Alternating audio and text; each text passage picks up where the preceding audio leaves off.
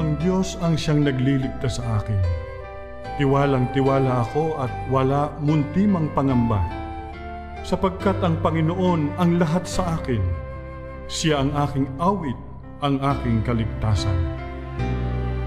Ngunit pinatnubayan ako ng Panginoon at binigyan ng lakas upang maipahayag sa mga hintil ang salita.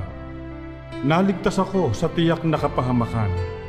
Ang Panginoon ang magliligtas sa akin sa lahat ng kasamaan, at siya rin ang maghahatid sa akin sa kanyang kaharian sa langit. Purihin nawa siya magpakailanman. Amen. Alam ko ang mabuhay sa kahirapan, at alam ko ang mabuhay sa kasaganaan. Nasanay ako sa lahat ng pook at kalagayan, maging sa mabusog, maging sa magutom, maging sa managana, maging sa magsalat. Ang lahat ay kaya ko. Salamat sa Kanya na nagpapalakas sa akin.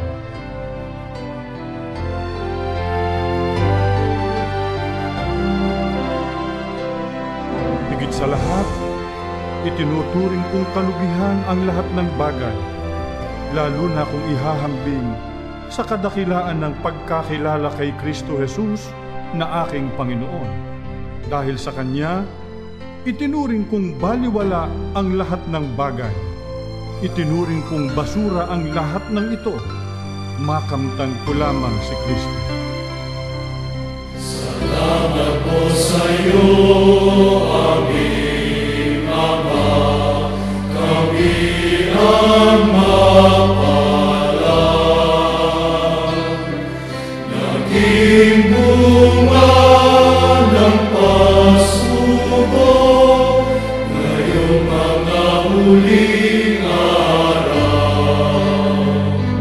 Ang aking pinakananais at inaasahan ay huwag akong magkulang sa aking tungkulin, kundi magkaroon ako ng lakas ng loob sa lahat ng panahon upang sa mabuhay o sa mamatay, mabigyan ko ng karangalan si Kristo, sapagkat para sa akin, si Kristo ang buhay, at dahil dito'y pakinabang ang kamatayan.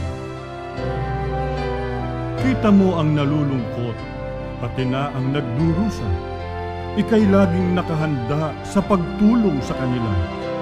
Ang wala ng maasahan ay sa iyo nagpupunta, pagkat di ka nagkakait ng tulong mo sa kanila.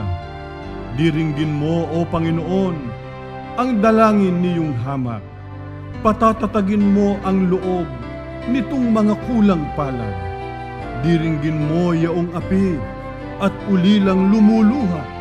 Papanigan sa paghatol yaong mga taong tamad. Yan, O Diyos, ang gawin mo upang itong masasama ay wala nang maidulot na pangamba at dalita. O subukin ninyo ang Diyos at masdan ninyo kung gaano siya kabuti. Masdan ninyo kung paano niya ibinubuhos ang kanyang mga kaawaan sa lahat ng mga nagtitiwala sa Kanya. Kung kayo'y sa Panginoon, sambahin ninyo siya, sapagkat lahat ng gumagawa nito ay mayroon ng lahat ng kanyang kailangan. Kami natawag sa iyong kawan, Iglesia ni Cristo.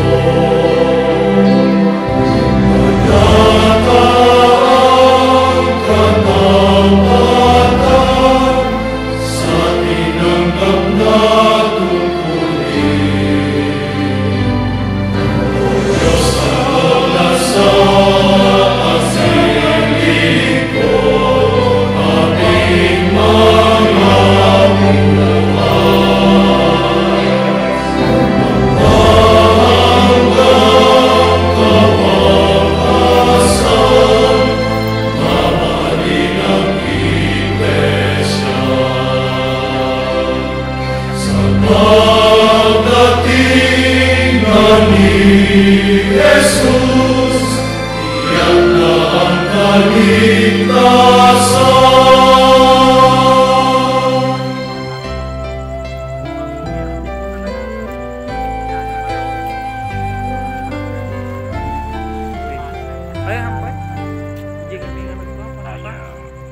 sana kung makilala na ila yung ating presidente.